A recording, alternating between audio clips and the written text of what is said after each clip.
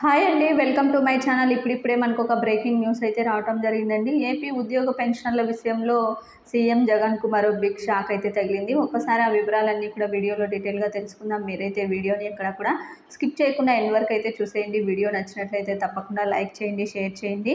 ఏపీలో సార్వత్రిక ఎన్నికల ఫలితాల కోసం అంతా ఉత్కంఠగా అయితే ఎదురు చూస్తున్నారండి. ఇవాళ వెలువడినటువంటి ఎగ్జిట్ పోల్స్లోనూ ఈసారి రాష్ట్రంలో అధికారం ఎవరికి దక్కనుందనే అంశంపై మిశ్రమ ఫలితాలు అయితే వెలువయ్యాయి.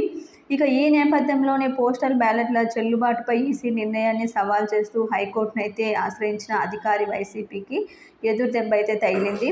ఇక పోస్టల్ బ్యాలెట్లపై సీల్ హోదా వివరాల విషయంలో వైసీపీ వాదనతో హైకోర్టు విభేదిస్తూ కీలక తీర్పునైతే ఇచ్చింది.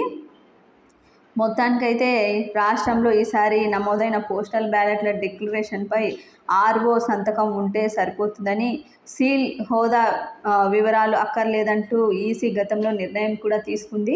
దీనిపై వైసీపీ కోర్టును ఆశ్రయించింది. ఇతర రాష్ట్రాల్లో ఇదే విధంగా ఏపీలో మాత్రమే ఈ వెసులుబాటు ఎలా ఇస్తారని కూడా ప్రశ్నించింది. అయితే దీనిపై నిన్న వాదనలు విన్న హైకోర్టు అయితే మొత్తానికి తీర్పును మాత్రం ఇవాళకి రిజర్వ్ చేసిందండి. ఇవాళ సాయంత్రం పోస్టల్ బ్యాలెట్ల చెల్లుబాటుపై హైకోర్టు తీర్పునైతే వెలువరించనుంది. ఇందులో హైకోర్టు పోస్టల్ బ్యాలెట్ చెల్లుబాటుపై సిఈసి వాదనతో ఏకీభవించింది.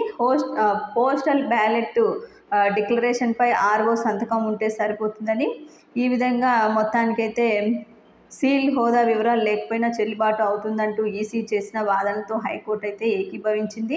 దీంతో వైసీపీ పిటిషన్ను కొట్టివేస్తూ తీర్పు అయితే ఇచ్చిందండి. దీంతో ఈసారి ఎన్నికల ఫలితాలపై ఉత్కంఠ మరింత అయితే పెరిగినట్లయింది. జూన్ 4న వెలువడే పోస్టల్ ఫలితాల్లో ఓట్లు ఎటు మొగ్గునున్నాయన్న దానిపై పలుచోట్ల ఫలితాలు తారుమారయ్యాయి. మొత్తానికైతే ఏం జరుగుతుందని చెప్పి అందరూ ఆశ్చర్యంగా ఎదురు చూస్తున్నారు. ఇది ఇప్పటి వరకు ఉన్నటువంటి లేటెస్ట్ అప్డేట్. మీకు ఈ వీడియో నచ్చినట్లయితే తప్పకుండా లైక్ చేయండి, షేర్ చేయండి. Thank you for watching.